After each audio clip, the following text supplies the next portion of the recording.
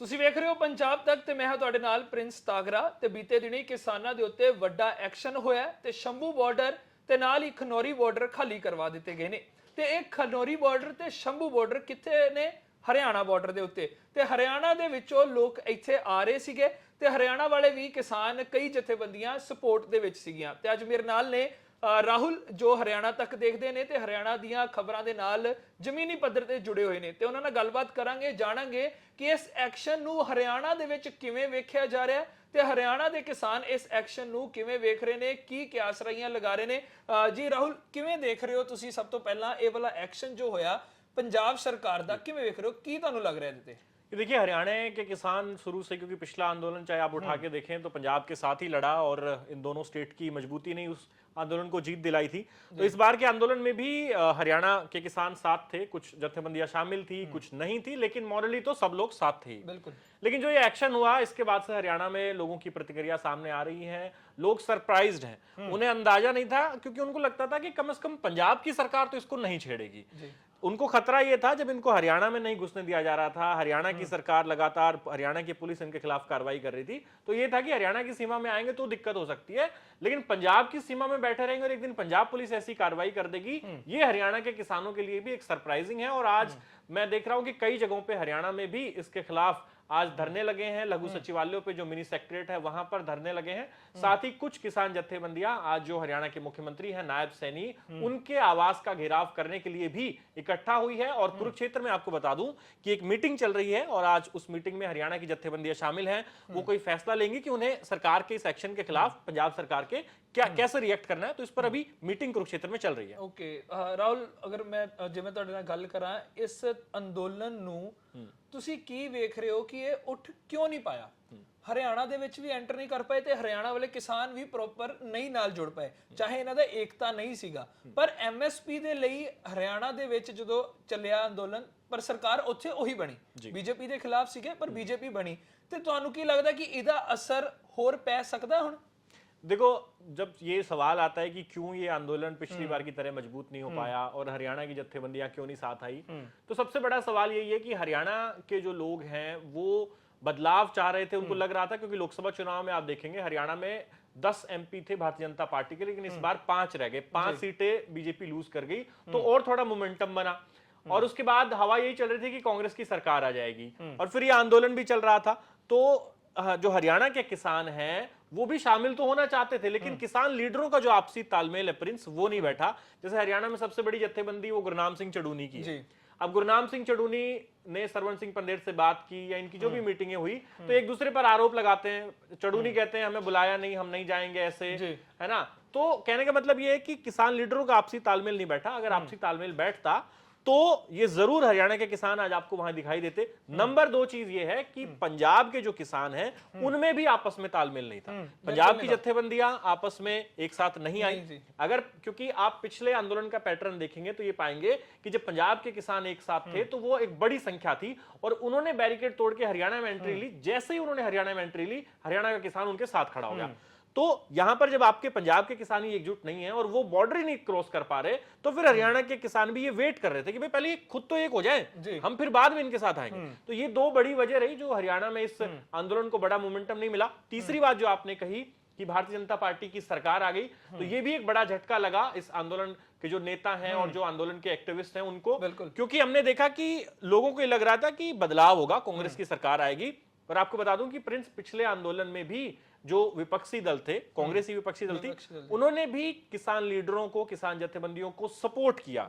उनको logistic support चाहिए थी, वो प्रोवाइड कराई, उनके वॉलंटियर्स वहां आए, कांग्रेस के वर्कर वहां आए, तो एक तरीके से किसानों को बैकअप था वहां पर कांग्रेस का। लेकिन इस बार हमने ये देखा कि भारतीय जनता पार्टी की सरकार बनने के बाद हौसला टूटा इन लोगों का भी, साथ ही वो बैकअप भी खत्म हो गया, क्योंकि भाई अब तो कोई चुनाव ही नहीं है ना। 5 साल केंद्र में भी चाहते थे कि केंद्र में भी इन्होंने यही लगाया हुआ था कि हारेंगे, बीजेपी हारेगी। तो वो केंद्र में भी सरकार एनडीए की बन गई और हरियाणा में तो बीजेपी ने पूर्ण बहुमत से सरकार बना ली। तो ये 3 मुख्य कारण हैं जिसकी वजह से ये आंदोलन हरियाणा से आपको उतना साथ इतना दिखाई नहीं दे रहा। हरियाणा में मैं ये पूछना चाहूंगा कि हरियाणा में लोग इस पे सियासत कैसे देख रहे हैं? कि किसी ने भी, मुझे लगता है किसी ने भी ये नहीं सोचा होगा कि भगवंत सरकार, पंजाब की सरकार ही अपने किसानों को खदेड़ेगी, वो भी इस तरीके से। क्योंकि पिछली बार देखिए कैप्टन सरकार थी, 5-6 महीने धरने चले, ट्रेनें रोकी गई, बसें रोकी गई, अनियमित काल के लिए रोक दी गई, तब भी कैप्टन सरकार ने एक बार भी नहीं बोला कि तुम उठो, मेरे पंजाब का नुकसान हो रहा है, ये हो रहा है, वो हो रहा है, कुछ भी। पर इस बार इस पे सियासत कैसे देख रहे हैं आप? देखो, बात अगर पॉलिटिक्स की करें तो इस बार का जो किसान आंदोलन था उसको लेकर नेताओं की पॉलिटिक्स तो छोड़ दीजिए, पहले तो आपस में किसान नेताओं की पॉलिटिक्स शुरू हो गई थी सबसे पहले तो। और उसमें हमने देखा कि राकेश टिकैत के बयान, सरवन सिंह पंधेर के बयान, फिर गुरनाम चढ़ूनी, मतलब इनके बयान भी आपस में बीच में एक दूसरे के खिलाफ थोड़ा बहुत आने लगे थे। तो फिर जो आम किसान है ना हरियाणा का, वो ये देख रहा था कि ना तो किसान लीडर एक हो रहे हैं, इनके बयानों से उल्टा वो जो एकता थी ना उसमें कहीं ना कहीं टूट ही ज्यादा हो रही थी उसमें। वो एक बहुत बड़ा फैक्टर रहा जब उन्होंने देखा कि भाई गुरनाम सिंह चढ़ूनी टिकैत के बारे में कुछ बोलता है, टिकैत चढ़ूनी के बारे में कुछ बोलता है, तो ये एक अच्छा संदेश नहीं गया। दूसरी चीज, जब ये सरकार बन गई बीजेपी की, तो लोगों को लगा कि जब जनता ने उस मैंडेट दिया है तो इसका मतलब हरियाणा के लोग खुश हैं। बिल्कुल सही बात है। और लगातार बीजेपी भी अपने आप को डिफेंड करती है कि जी हमारे यहाँ तो किसान खुश हैं, पंजाब देखे। लेकिन आपकी बात से मैं एक बात से सहमत जरूर हूं कि पंजाब सरकार ऐसा एक्शन लेगी ये किसी को नहीं लगता था, हरियाणा में तो बिल्कुल नहीं लगता। उनको लगता था कि भाई जैसे ही ये लोग जाएंगे हम इनके साथ खड़े होंगे और दिल्ली जाके फिर लड़ाई लड़ेंगे। लेकिन पंजाब बॉर्डर पे इस तरह के हालात हो जाएंगे, ये एक जरूर अचानक से हुई घटना है जिसको हरियाणा के लोग भी अभी समझ रहे हैं। साथ ही आपको बताऊं कि जो हरियाणा ने बीच में बहुत कोशिशें की, ऐसा नहीं है, हरियाणा में कई जगह पंचायतें हुई और कोशिश की गई कि इस आंदोलन के साथ जाके खड़ा हुआ जाए, इस आंदोलन में पंजाब के किसानों का साथ दिया जाए। आपको बताऊं कि जो खाप पंचायतें हैं उन्होंने भी बहुत बार कोऑर्डिनेशन कमेटी बनाई, पंधेर के साथ जाके मीटिंगें करी, लेकिन वही बात है कि कोई झुकने को तैयार नहीं। कोई एक दूसरा लीडर वो शर्त रख दे रहे हैं कि हमसे माफी मांग ले, इन्होंने अकेले क्यों शुरू कर लिया, माफी मांग के हमें बुला लो हम आ जाएंगे, पंधेर कहे मैं माफी नहीं मांगूंगा।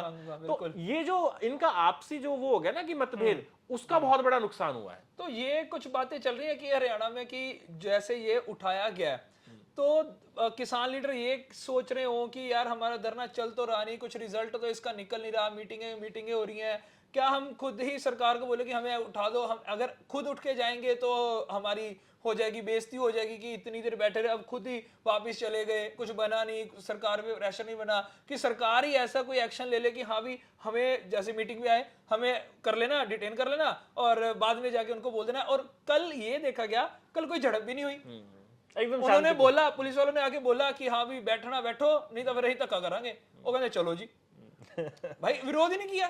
तो ये ऐसा लगता है कि हरियाणा में एक ऐसी कोई बात चलती है। देखो बहुत इसको लेकर कोई पुख्ता तौर पर तो नहीं कहा जा सकता, लेकिन ये एक स्ट्रेटजी का हिस्सा होता है। जब आपको लगता है कि आप एक आंदोलन लंबे समय से लड़ रहे हैं, भूख हड़ताल आपने कर ली है ना, तमाम आपने हथकंडे अपना लिए, सपोर्ट आपका लगातार घट रहा है, आप किसी के साथ दूसरी जत्थेबंदियों को शामिल नहीं कर पा रहे हैं, तो जरूर कहीं ना कहीं इस आंदोलन की जो गति थी वो बेहद ठंडी पड़ चुकी थी और उसमें मोमेंटम नहीं बन पा रहा था। तो उसके बाद लोग अब इस थ्योरी पर जरूर चर्चा करने लगे हैं कि कहीं ये आंदोलन में वो वाली बात तो नहीं होगी कि सांप भी मर गया और लाठी भी ना टूटे। तो उसकी चर्चा जरूर प्रिंस हो रही है और लोग इस बात को लिख भी रहे हैं तमाम सोशल मीडिया प्लेटफॉर्म्स पे जो इस किसान आंदोलन से जुड़े थे और जो पिछले आंदोलन में बहुत एक्टिव थे, वो भी लिख रहे हैं कि ये जो आंदोलन है ये मिली भगत से खत्म किया गया है और क्योंकि इस आंदोलन का कोई मतलब नहीं निकल रहा था, आगे किसी दिशा में बढ़ नहीं रहा था, तो फिर कहीं बेइज्जती ना हो, खुद टेंट उखाड़ के ना ले जाना पड़े। इससे अच्छा है कि सरकार का पीला पंजा चले तो कम से कम ये तो होगा कि भाई देखो सरकार ने हमारे साथ जोर जबरदस्ती की है और हमें उठा लिया। और जो आप बात कर रहे हो कोई झड़प भी नहीं हुई, ये बड़ी इंटरेस्टिंग चीज है कि आपके लीडर को डिटेन किया जा रहा है, लीडर को डिटेन करके भेज दिया और फिर तमाम जो एक आपका क्राउड तो लीडरलेस हो गया जो वहां बैठा है और लीडरों को डिटेन कर लिया आपने और इतनी आसानी से आपके लीडर्स जो हैं वो डिटेन भी हो गए।